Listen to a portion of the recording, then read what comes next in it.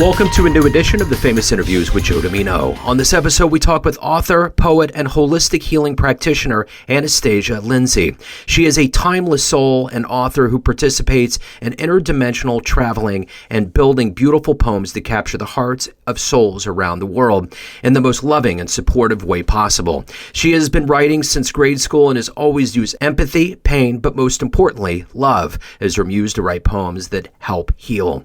Although an author, she is the owner of a small business, Solace Holistic Healing and Poetry, where she uses different modalities to help others heal, like Reiki, meditation, sound healing, and has recently started her journey into shamanism. Enjoy this interview. Hi, how are you?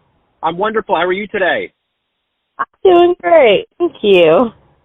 Good to meet you. Where are you coming out of? I'm located in Decatur, Illinois. Okay, excellent. Excellent. Well, I'm in Kansas City. It's great to meet you. Thanks for taking a minute out today. Absolutely. Thanks. You know, I want to start our conversation with what we've lived through for the last 3.5 years, which has been a global pandemic. How did you survive that time period, and how has it changed you now that we've kind of come out, life is getting back to its activity level? Yeah, absolutely. So for me, not much changed when the pandemic hit because I still had to go to work every day. So I was able to get out of the house. Where it hit me the most was not being able to meet family and go to dinner, because me and my family, we are very oriented with each other, always getting together, so that part hit hardest. Now that we're out of it, I'm having events again, and my family is very supportive, so they're able to come out and support me, and we can get together again, and it's all about that connection. I love connecting. I love being around other people, and I think other people are starting to see the importance of that as well, how much we do need each other. And I always say if we didn't need each other, there wouldn't be so many people in the world. We absolutely need each other, and we need connection. We need human interaction. So I'm glad we're getting back to that place where we can do those things again. So let's get to the essence of what you do for a living. Yeah. There's a lot of things that go into what you do. So I'm going to put you in front of a bunch of third graders. It's career day, and one of the kids looks up and asks you, what do you do for a living? How would you answer that child? I would tell them I'm a storyteller. Everyone loves stories, no matter how old you are. So I take the things that happen in the world, I take the things that I see and experience and hear, and I turn them into books, and I write poems for people to read. And I would say that the best part about what I do for a living is that I can create whatever world I want to create. And little kids have a great imagination, so I can only imagine that with that answer they would start thinking about all of the things that they could create in their world too. For sure. So what did you want to be in the third grade? What was your dream to grow up and become? I wanted to be a veterinarian. Okay. Yeah. Did you ever pursue it? I did not. I think after a few years, it switched to writing. I wanted to be a writer, so I still do that till this day. However, I didn't go to school for creative writing or anything. I was just raised to find a job that paid really well, and I was thinking, I don't know how I'm going to make money writing. So that was my fear going into whatever career I chose, and that ended up being IT, and I did love it. I did really well in those classes. It's just not the career that stuck with me. So here I am writing books. Excellent. So what was the first book that you read that really inspired you, that made you either want to write one day or read more? I loved the Shel Silverstein books. Those were my favorite. And I would say those were the ones that really sparked my creativity. However, I really loved the Boxcar Children. Those books were my all-time favorite, and really helped me tap into my imagination. I feel like those books did a great job of following the reader at a young age and letting them kind of flow through the book, and all of the books, really. So I would highly suggest the Boxcar Children if they're still floating around there somewhere. Hmm. So what was the first poem or story that you wrote where you were like, this is it. This is good. This is my life. This is what I want to do. So I was in grade school, and one of my English assignments was to write a poem. I had never wrote a poem before. In fact, I wasn't really familiar with poetry other than what I had read. And so I don't remember what the topic was, but I remember turning it in to my teacher, and her reaction after reading that poem was what stuck with me the most. And it was in that moment when she encouraged me to keep writing. She said, I think you have natural born talent, and for a child at that age, being in grade school and trying to figure out your life, those words are so pivotal. And it stuck with me. Here I am, 30 years old, still telling that story, and I believe it was in that moment, seeing my teacher's reaction to a poem that I wrote and encouraged me to write, is really what stuck with me and has stuck with me over all these years. Wow, that's great. So Yeah. who's been kind of a hero for you in your life?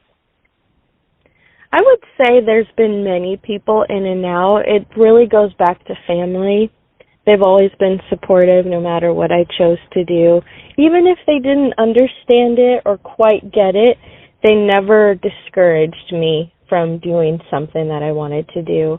And then it always goes back to myself. I've saved myself so many times from situations and people and experiences by tapping into my own healing journey, by listening to myself and, really tuning into how I feel and not let anyone take that from me. So it kind of goes between having that family support, but also learning how to stand on my own 2 feet again and wearing that cape and being my own hero. So if you could meet anybody alive on the planet right now and spend some time with them, who would it be? Oh, man, these questions are always the hardest because I think about musicians that I'd love to sit down with, artists. There's so many people out there. I would say if I had to choose, it would be someone totally opposite than me. I think I would want to choose like my favorite singer or something, but honestly, I would love to pick the brain of someone that does something completely different than me, or someone that's not creative, someone that doesn't write or anything, maybe like an engineer's mind, just to kind of see how they operate in the world. I think that would be really interesting, but I don't think I can pick one person. Yeah. No, that's good. So what's the best advice you've ever gotten? Ooh, that's a good one. I would say it's always kind of geared back towards my sensitivity. I've always been very sensitive, and I cry easily, so I think the best advice I ever got was that being a deep feeler in this world is the best type of way to be, because you get to experience all that the world has to offer. And that stuck with me because I always questioned why I was feeling things or why I was so sad. Or someone else might even ask me, well, that's really nothing to cry about. Why are you crying? But to get that piece of advice helped me understand that it is a gift to be a deep feeler, and don't let anyone take that away from you. It's very beautiful to show up in the world that way. So along with being an author and a writer, you're a holistic healing practitioner. Talk to me about that side of you. Yes, so I do sound healing with crystal singing bowls, and I do Reiki, which is energy healing. I also guide meditation classes, and I do hypnosis as well.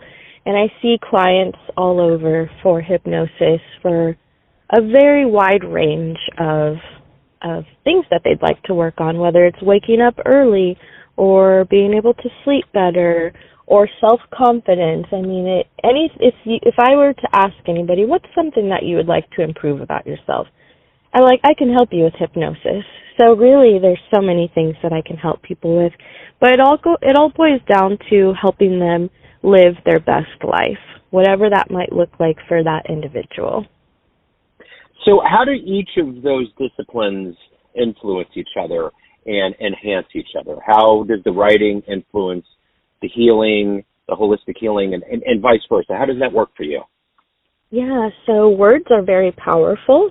And with meditation, I use my words, and it's really key that I help them tap into their own ability to meditate, which is really just being present in the moment. So I will tell them to just listen to my voice. By you listening to my voice and being very attentive to the words that I'm saying, you are meditating. With my poetry, I really try to tap into emotions. So I don't just write a poem to write a poem. I write a poem that's going to touch someone, that's going to heal someone, that might even remind them of a journey that they once took to. So I use my words. Words are very powerful with all of my healing modalities, including hypnosis. My scripts, I use words as well, metaphors, and really engaging the individual to be present with themselves and to remind themselves that they are in control no matter what. That's what I always say in all of my sessions, that you are in control. If you want a better life, you've got it. If you want to change X, Y, and Z, you can do that. And so that's really like the big premise of what I do. No matter if I'm writing, healing, or doing sound healing, meditating, it all boils down to that one main point. So every day you wake up, what is your motivation? What is your spark, your fuel that makes you want to help and heal people and giving the world your writing? What is that for you? I think being in a world that, we see and hear a lot of bad things, I've always wanted to be that agent of change. So if I can wake up and with the possibility of changing someone's life or helping someone's day, I always wake up and I'm like, I'm ready for whatever the world has in store for me, whether that's helping someone, being that transformational person, or I've just always naturally been fueled by helping others. It's something I think I was born with, and that's really why I wake up in the morning. I love movement. I love change, even though it scares me. I am really scared of change, but I love it at the same time. And I just love that each day can present me with something that I would have never even dreamed of. Some days are just a normal day where I wake up, go to work, go home, and then some days I am presented with so many opportunities to help other people. And so that's really my fuel and my passion for showing up. So what's been one of the best responses you've ever gotten from the energy work you've done or from one of your books, something that you wrote? What's one that always kind of comes to the surface and puts a smile on your face?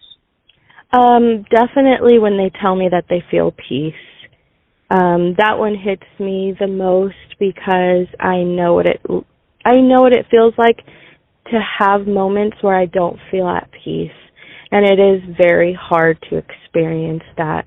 If your body is disrupted by, external factors, or you're stressed with life and work and relationships, it's very hard to not feel at peace. And so when someone tells me that they felt peaceful or they felt at peace, that's the one thing that sends chills down my body. I love all the other responses that I receive. Like, I feel good and I feel alive and I feel awake. But if I hear the word peace, that's the one that makes me want to cry. That's great. So let me ask you this. If you had a dream tonight, ran into the 20-year-old version of you, and you could give that younger version of you a piece of advice based on the life that you've led, the wisdom you've gained, what advice would you give your younger self? I would tell her to choose herself more and to not say yes to the things that she doesn't really want to do. If it's not like a burning yes in your gut, you don't have to do it. Even if it upsets someone, even if someone doesn't understand your response, still choose yourself. Show up for yourself. Do the things that make you happy and say yes to the things that bring you fuel. And it's okay if everything else around you burns down, because it's not selfish to choose yourself. I think a lot of us people please and we do things in response to others, but we have to think of ourselves. By me showing up in the world, being authentically me, and saying authentic yeses, I also show people that they can do the same. So I wish I would have had that piece of advice when I was 20. So of all of the things that you've done, overcome, and become, what are you the proudest of? I would say my ability to adapt to change. I have changed so much between, wanting to be a veterinarian and going and being a waitress for a while to writing books to getting my degree in IT. I think I'm most proud of the fact that I can be whoever I want to be at any given moment. I could wake up tomorrow and say, I want to play the piano, and then therefore I am a pianist. I think I am most proud of my ability to accept change and decide at any given moment that I could be whoever I want to be. And in this moment, I'm proud of the fact that I can write books that change the world, and I can use healing modalities that help bring people peace. So if you could go back in time and see any event in human history with your own eyes, what would you love to have been at firsthand to witness happen? Any human event, you said? Yeah. I would say the Underground Railroad. I just can only imagine the feeling of liberation that brought. I don't even think I could fathom that feeling right now. I can pretend with my imagination, but I don't even think that would top that feeling of liberation. Wow, that would be wonderful. Yeah. So everyone out there has a perception of you, family, friends, clients, colleagues, fans, but you run the show. What is your perception of you? Who do you think you are? I think that I am someone that kind of keeps by in the world. I'm not a big force. I don't show up, and I'm not someone that's loud, fierce, and powerful. I think I am in my own way, but I'm very well adaptable to just flow with the crowd and to just be my own individual, even amongst other people. I'm okay with just being me, a sweet, authentic, quiet, reserved person, but I do pack a lot of power, and so I think my perception is that, even though I am just a little small force in this world, I can still show up and do great, powerful things. Wow, that's so well said. Anastasia, if anyone wants to get your books, they want to hire you for your energy work, anything about your world, where's the best place for people to go? Yeah, so I respond to all of my emails. Email is a great way if you just want to reach out, have any questions, and it's Anastasia Lindsey at AnnaMPoetry.com. That's ANASTASIA, Lindsey, LINDSEY, at Anna, ANAM, as in Mary, poetry.com. I'm also on Facebook, and my Facebook is Summer Solace Holistic Healing and Poetry. And if you just want to purchase a copy of my book, it's called Ocean. It's on Amazon by Anastasia Lindsey. Wonderful, Anastasia. I'm so glad that we had the chance to connect. Thank you so much for being honest and open and giving us your story. I really appreciate that. Yeah, thank you so much for speaking with me. I really enjoyed it, and I appreciate your time as well. Thanks for tuning in to another famous interview with Joe Dimino, where we cover the world of art, literature, business, spirituality, music, and more from around the globe. Our esteemed theme music was composed and produced by the great E.E. Pointer of Kansas City's River Cow Orchestra. If you want to hear more interviews, visit the Famous Interviews with Joe Dimino channel on YouTube. You can also find us on Spotify and Apple Podcasts. Thanks again for listening, and until next time.